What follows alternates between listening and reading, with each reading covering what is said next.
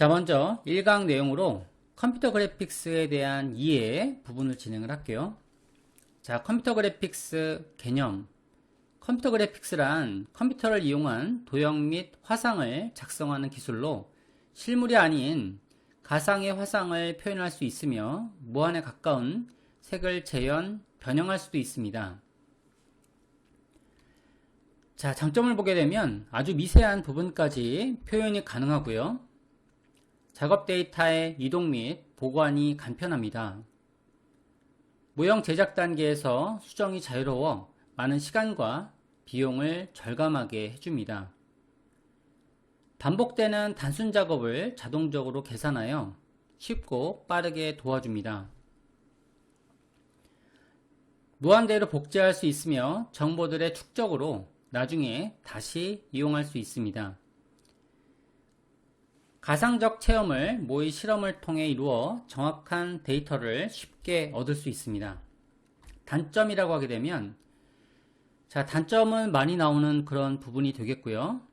자연적인 표현이나 기교의 순수함이 없습니다. 또한 디자이너의 도구일 뿐 창의력이나 아이디어를 제공하지 않습니다.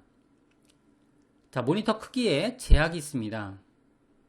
모니터와 출력물 사이에 색상이 동일하지 않으며 보정 작업을 거쳐야 합니다. 자, 분류를 보게 되면 컴퓨터 그래픽스 2D, 3D, 4D로 구분할 수 있습니다. 자, 2D는 컴퓨터 페인팅으로 2차원상 평면으로 출력된 모든 이미지를 총칭하고 있고요. 자, 2D는 높이와 폭을 의미하고 있습니다. 자, 3D 3차원 모델 및 음영과 재질의 표현 등 모든 입체 표현 과정을 뜻하고 있고요. 3D는 높이, 폭, 깊이를 의미하고 있습니다. 자, 3D는 입체적이므로 음영, 컬러, 재질감 등이 실제와 같이 표현되었고요. 4D 3차원 공간에 시간축을 더한 것으로 보통 컴퓨터 애니메이션이라고도 하고요. 자, 다음 문항으로 넘어가 볼게요. 컴퓨터 그래픽스의 역사에 대해서 알아보겠습니다. 자, 문제 문항에 자주 출제가 되는 그런 부분이 되겠고요. 자, 세대, 연도, 사용된 소자, 그리고 특징에 대해서 전개해 드리겠습니다. 자, 1세대 1950년대 소자로는 진공관 시대라고 하고요. 1946년 미국 필라델피아의 펜실베니아 대학에서 모클리와 에커트가 세계 최초의 컴퓨터 애니악을 완성하였습니다. 자, 또한 1951년 모클리와 에커트가 세계 최초의 상업용 컴퓨터인 유니박 1을 개발하였습니다. 1958년 미국의 캘컴사가 565 드럼 플로터를 개발함으로써 컴퓨터 그래픽스의 탄생기 또는 프린터 플로터 시대라고 불리게 되었습니다.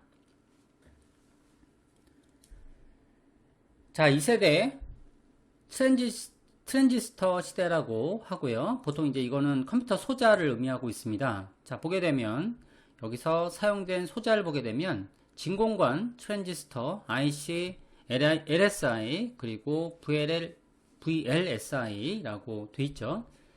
자, 소자를 통해서 문제가 나오기도 하고요. 자, 그 다음에 세대별로 특징적인 부분들을 물어보기도 하고, 자, 제1세대를 보게 되면 프린터, 플로터라고 돼 있고요. 그 다음에 또 하나 기억할 내용들은 뭐가 되냐면, 자, 최초의 전자식 컴퓨터 애니악이라고 하고요. 그리고 1951년 모클리와 에커트가 세계 최초의 상업용 컴퓨터라고 하는데요. 유니박 2를 개발하였다라고 하고 있죠. 자, 이를 1세대 안에 포함이 되고 있습니다. 자, 그 다음에 2세대를 한번 볼게요. 자, 소자로는 트랜지스터 시대라고 하고요. 시기적으로는 1960년대 2세대를 의미하고 있습니다. 자, IBM사와 제너럴 모터스사가 공동으로 자동차 설계를 위한 시스템인 CAD, CAM 시스템을 만들었습니다. 1961년 MIT 출신 셔덜랜드가 스케치패드 방식을 개발하면서 컴퓨터 그래픽스에 큰 발전을 가져왔죠. 자, 본격적인 CRT 시대가 되면서 1970년대로 연결되는 애니메이션 발전의 시작을 알렸습니다. 자, CRT라고 하게 되면 그러면 캐소드 레이 튜브의 약자로 브라운관 방식의 디스플레이 장치를 말하고 있습니다. 자, 최초의 비디오 게임인 스페이스 워를 만들어 좋은 반응을 얻었습니다. 3세대에 대해서 알아볼게요. 1970년대 소자로는 IC 시대라고 하고요. 자, 미국의 벨 연구소에서 직접 회로 IC 개발에 성공하였습니다. 자, 직접 회로란 전기 회로를 구성하는 트랜지스터, 다이오드, 저항 콘덴서, 코일 등이 하나의 반도체 기판 위에 분리될 수 없는 상태로 부착된 전자 소자 시스템을 의미하고 있고요. 자, 영화, TV 등에 본격적으로 컴퓨터 그래픽스가 이용되었습니다. 자, 그리고 벡터 스캔형 CRT가 보급되었으며 특징적인 부분들을 보게 되면, 자, 먼저 CRT 부분이라고 하죠. CRT 부분을 보게 되면 2세대에는 리플래시형 CRT가 되고요. 그리고 제3세대에는 벡터 스캔형 CRT, 제4세대에는 레스터 스캔형 CRT가 특징적인 부분이 되겠습니다. 그 다음에 5세대에는 인공지능 컴퓨터라고 하죠. 자, 특징적인 부분들을 기억하시는 것도 되게 중요한 것 같고요. 자, 3세대를 하고 있습니다. 자, 영화, TV 등에 본격적으로 컴퓨터 그래픽스가 이용되었고요. 그리고 벡터 스캔형 CRT가 보급되었습니다. 자, 표현 기법으로는 일단 렌더링 기법이 되겠죠. 렌더링 기법이라고 하게 되면 3차원을 표현하는 그런 기법이 되겠고요. 자, 플랫 쉐이딩, 그 다음에 고라우드 쉐이딩, 퐁 쉐이딩 기법으로 바뀌면서 음영 처리를 세밀하게 처리하게 되었습니다. 주로 면 처리에 실험적인 하프톤 애니메이션이 제작되었고요. 자, 플랫 쉐이딩을 보고 있는 그런 이미지고요. 그 다음에 퐁 쉐이딩, 훨씬 더 디테일한 렌더링 묘사가 가능하다는 걸 알 수 있죠. 자, 셔더랜드 에반스가 제작한 하프톤 애니메이션은 최초의 기념비적 영상이라 할 수 있습니다. 이 구문도 저희가 3세대를 대표하는 구문 중에 하나라고 기억할 필요가 있고요. 자, 그 다음에 1976년 애플 컴퓨터를 개발하였습니다. 이도 컴퓨터 그래픽스의 중요한 역사가 되겠죠. 자, 4세대를 알아볼게요. 1980년대 소자로는 LSI 시대가 되겠습니다. 소자로 기억하는 것도 되게 중요하고요. 소자로 문제가 나오기도 하기 때문이죠. 대화형 컴퓨터, 잘못 말씀드렸고요. 컴퓨터의 대형화와 그리고 OA 시대가 개막되었습니다. 자, 그리고 레스터 스캔형 CRT가 등장하였고요. 해안이나 산 등이 자연현상의 복잡한 형태를 간략하게 영상화하려는 그런 시도를 하였습니다. 이를 이론화한 것이 프랙탈 이론인데요. 자, 프랙탈 이론이라고 하는 것이 저의 4세대, 그러니까 80년대에 나온 그런 이론입니다. 만화 영화가 컴퓨터 그래픽스에 도입되었고요. 자, 5세대 1990년대 국내 영화에 컴퓨터 그래픽스가 도입되어 점차 활발해지고 있습니다. 자, GUI 환경에 윈도우가 발표되면서, 자, 이전에는 도스 환경이라고 하죠. 명령어 프롬프트 환경이 되는데 이제부터는 마우스를 이용한 GUI 환경에 그런 윈도우가 발표되면서 그래픽 환경으로 변화되었죠. 디지털 영화의 기법으로 매트 페인팅, 옵티컬 합성, 스톱모션 촬영 등 모두 컴퓨터로 처리하였습니다. 컴퓨터 그래픽 변천사 중에서 바이오 소자와 광 소자가 개발되었으며 인공지능 컴퓨터가 등장한 시기가 되겠습니다. 자, 보통 이제 AI라고 하죠. 현재. 자, 문제를 한번 풀어보는 걸로 그렇게 진행을 할게요. 컴퓨터 그래픽스 도입 효과에 대한 설명으로 거리가 먼 것은 1번. 자, 이런 문제들은 굉장히 자주 나오는 빈번한 문제가 되겠습니다. 자, 문제를 보고 우리가 이제 거기에 대한 도입 효과와 긍정적인 측면 그리고 부정적인 측면에 대해서 분석할 필요가 있겠죠. 다양한 대안의 제시가 비교적 쉽다. 맞죠? 여러가지 수정이 용이하며 변형이 자유롭다. 컴퓨터 그래픽 기기를 쉽게 익힐 수 있다. 틀렸죠? 컴퓨터 그래픽 기기를 자체적으로 우리가 습득하려고 하게 되면 많은 시간과 노력이 들고 있죠. 예를 들어서 포토샵을 익힌다라고 하게 되면 포토샵에 대한 기능적인 툴과 그리고 메뉴들을 익혀야 되기 때문이죠. 자, 문제들을 보게 되면 정보들의 축적으로 나중에 다시 이용할 수 있습니다. 그죠? 다시 이용할 수 있고요. 자, 인간의 오감 중에서 컴퓨터 그래픽스의 발전을 가져오게 된 영향이 가장 큰 감각은 자, 시각이겠죠. 자, 여기서의 답은 바로 3번이 되겠고요. 첫 번째 문항의 답은 3번이고요. 그 다음에 두 번째 문항의 답은 1번입니다.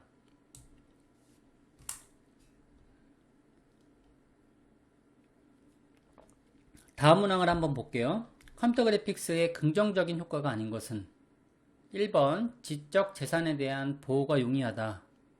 자, 여기 저희가 이제 컴퓨터 그래픽스를 사용하게 되면 오히려 불법 복제와 모방으로 인해서 지적 재산권 그리고 저작권 침해가 문제가 되고 있죠. 그러니까 1번 문항이 틀렸습니다.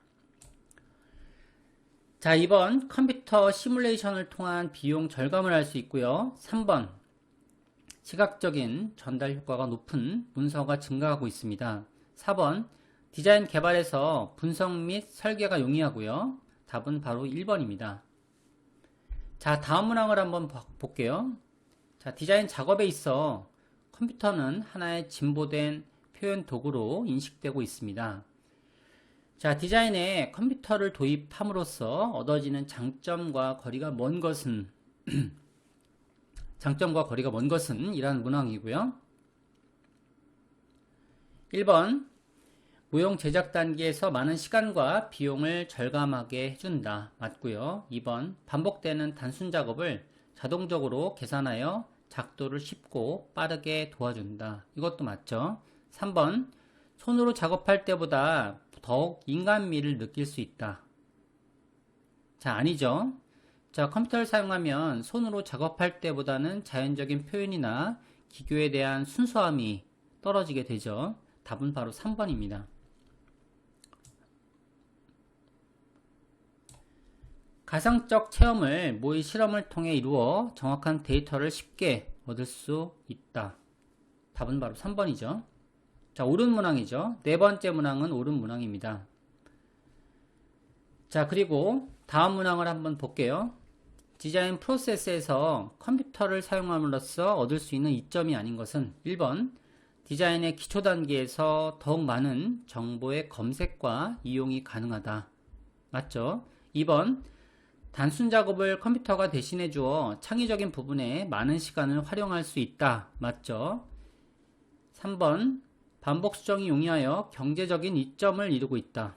이것도 맞죠? 4번 디자인 프로세스가 복잡해지고 분업적 전문성이 증대되었다. 이것도 맞긴 맞는데 이건 장점이라고 보기는 어렵다라는 거죠. 자, 컴퓨터가 보급되고 나서 그리고 이제 그래픽 과정으로 이어지면 그러면 디자인 프로세스가 복잡해지고요. 분업적인 전문성을 띠게 되는데 이는 단점에 해당되기 때문에 참 이점이 아닌 것은 이라고 물어본 그런 질문이죠. 따라서 답은 4번입니다. 다음 문항을 보게 되면 자, 디자인 도구로서 컴퓨터 그래픽스에 대한 내용으로 잘못된 것은 자, 1번 가장 보편적인 분류에 의하면 2차원적인 평면 처리와 3차원적인 입체 처리로 나뉘어진다.